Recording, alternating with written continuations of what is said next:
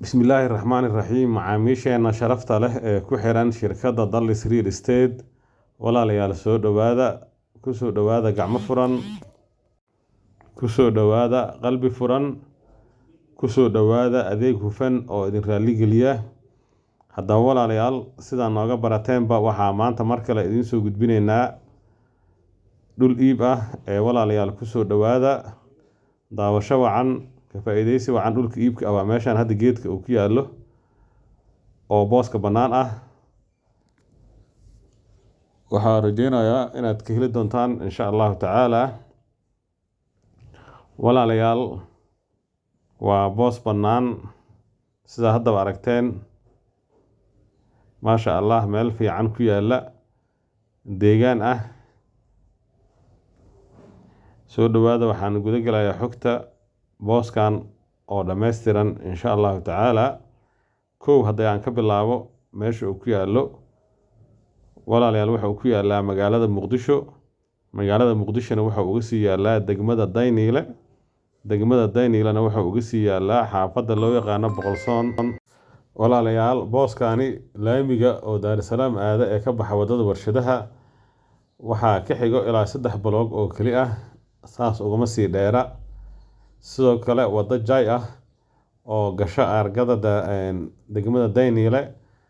ayuu wuxuu ka yahay booska saddexaad marka runtii waa boos ku yaalla meel istiraatiiji ah haddana deegaan fiican leh aada u camiran meel soo kobceysa ah oo mustaqbal fiican leh soo dhawaada haddii aan ka hadlo walaalayaal dhanka cabirka uu ku fadhiyo booskani walaalayaal booskani waxa uu ku fadhiyaa 20 lagu dhufto 15 ama finti barkundishe dadka qaarkood sida u yaqaanaan wejiga hore ama dhinac wadada uu ka saaran waxa uu ka yahay 15 mitir dhirirkana waxa uu ka yahay 20 mitir waa cabir weyn oo macquul ah ilaa 2 guri laga dhisi karo walaalayaal haddii aan ka hadlo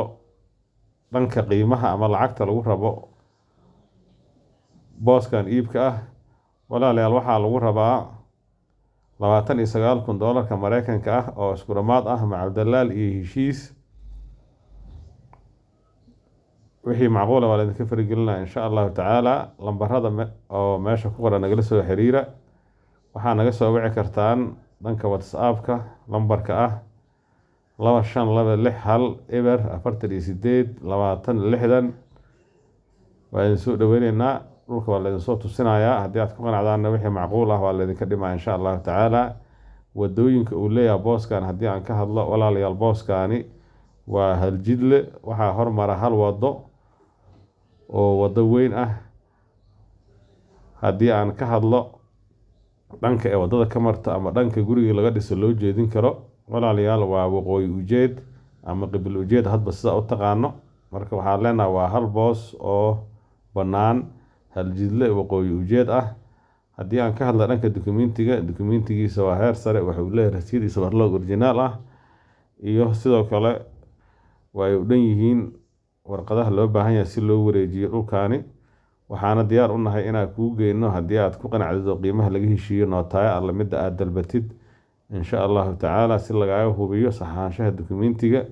soo dhawaada walaalayaal haddii aad eriyadan dhulku leedihiin iyo dhammaan degmooyinka gobolka banaadir oo beec ah waa laydin suuq geynayaa iyo guri hadduu yahaba haddii aad dhul ama guri u baahantihiin sidoo kale waa laydin helaya insha allah ugu dambeyntii walaalayaal waa ku mahadsantihiin daawashada muuqaalka iyo ku xirnaanshaha shirkadda Dallas Real Estate waxaa si sharaf leh kaga codsanaynaa inaad kanaalka subscribe noo saartaan gabalkan furataan idinkoo mahadsan assalaamu calaykum waraxmatullaahi wabarakaatuh